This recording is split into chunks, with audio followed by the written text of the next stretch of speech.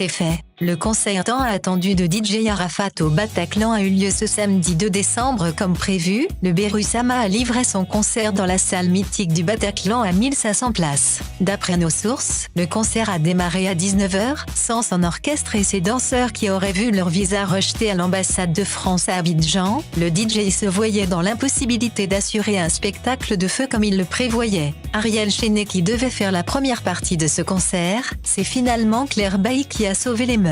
La première dame du coupé décalé qui avait décidé de reporter son voyage sur Abidjan pour soutenir DJ Arafat à ce spectacle, a été cooptée pour jouer la première partie.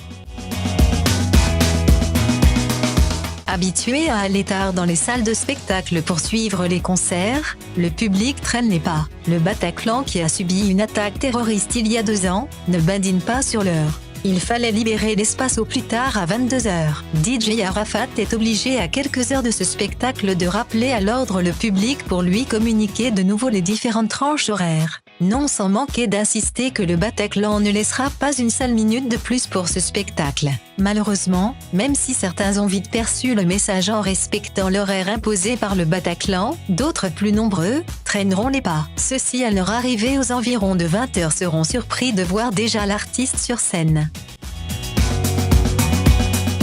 Indexé de partout d'avoir fait fiasco, DJ Arafat n'est pas resté silencieux. Il a encore sorti ses griffes. Expliquant la situation qu'il a vécue ce soir du 2 décembre, DJ Arafat a accusé certaines personnes d'avoir conspiré contre lui pour son échec. Malheureusement, confiera-t-il, que ces derniers ont mal fait de vite célébrer sa défaite. L'exigence du Bataclan en matière du respect de l'heure, des spectateurs arrivés en retard et bien d'autres contraintes, il a pu faire un concert de qualité. Parce qu'ayant presque rempli cette salle dont l'histoire récente agite encore les esprits. Pour lui, il est clair, l'unité tant prônée pour le coupé décalé n'est pas pour maintenant, car dira-t-il, certains priaient pour qu'il échoue.